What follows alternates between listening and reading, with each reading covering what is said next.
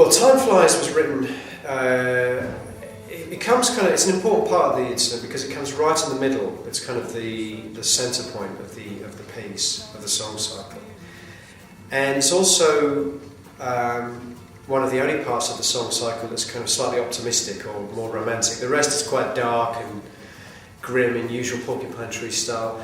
But the incident coming right in the middle of the piece, which is where I wrote it, so because I told you that before that I wrote everything in sequence that it appears, so the Time Flies came halfway through the process of writing. A little burst of sunlight in an otherwise world of grim darkness. It's quite a sentimental song. I don't write too many of these, but when I do, they're always the songs that end up being the singles usually. Trains was a good example of a song from an earlier album that was a slightly more nostalgic, sentimental song. They tend to focus more on childhood. And Time Flies is really about the idea that it's almost an obvious thing, and I think everyone feels this in a way, but I'm just kind of putting it into words, that the idea that when you're young, days and years and months seem to go on forever. It almost feels like your childhood is going to last forever, particularly the summer times, this idea of summers that go on forever. And when I look back now, it seems like my life between the ages of 1 and 10 was a lifetime in itself, was an eternity in itself. And my life since I've been like 20 seems to have passed like that. And so there is this sense that as you get older, time starts to speed up, which of course is an illusion, but it's so the song is kind of trying to encapsulate that idea, and it's written from the perspective of being very young, of these long summers I had when I was like 4 or 5 years old, and all the memories I have, very nostalgic kind of sentimental memories I had. So there we go.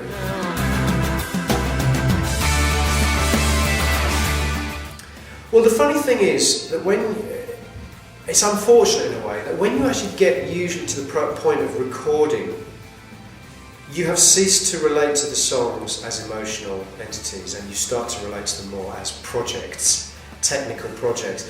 I don't know if it's just Porcupine Tree. I don't think it is. I'm sure most bands have this thing. The moment you're really in the emotional space with the song is the moment you wrote it.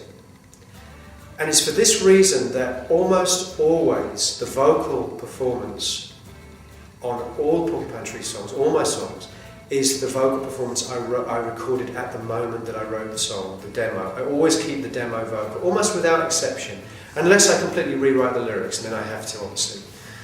But usually, almost without exception, I always keep the demo vocal, and it's for that very reason that when you get to the studio, already by then you've heard the song too many times, and you start to think more about the album recording as a technical exercise.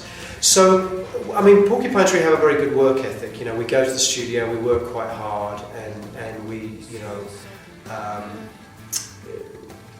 we record in a fairly, relatively short period of time. Considering the album, the production is quite layered and quite complicated.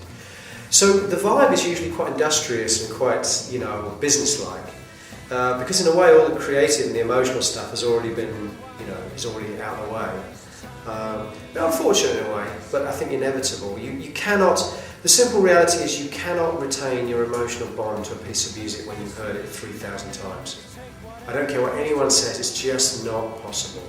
And unfortunately with Porcupine Tree we do end up hearing it. I mean, I write, I perform, I produce, and I mix, and I'm in the mastering. So I must have heard every single one of those songs 3,000 times by the time the album's finished, and I never want to hear them ever again.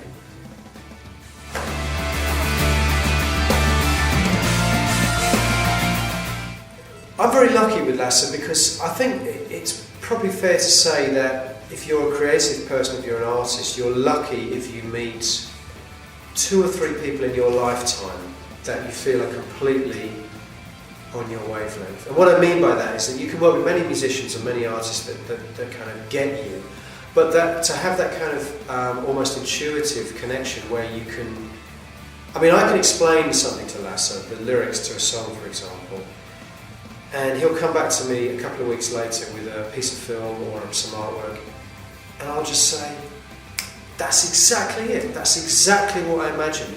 And that is very rare. That's very rare, that kind of idea that you can explain something to somebody and they totally get it. And I think it works both ways with us. We both share a love of twisted cinema or European cinema or surreal cinema. So a lot of our reference points actually come from European cinema. Directors like Louis Buñuel or Tarkovsky or even American directors like David Lynch or Stanley Kubrick. And we're always talking in those terms. And so we know when we're talking to each other exactly visually what each other's got in mind because we know the reference points. But I think beyond that we have a connection that just works so well. I would find it very difficult to work with someone that didn't, to explain your lyrics is hard enough anyway. To try and explain your lyrics is difficult to start with. So it's nice to know there's someone who will have the insight and understanding to kind of get what I'm trying to get at. So yes, he's working on the Time Flies video, and I know whatever it will be exactly what I had in my mind. Right, Lasse? And the best thing that you can do is take whatever comes to you. 'Cause time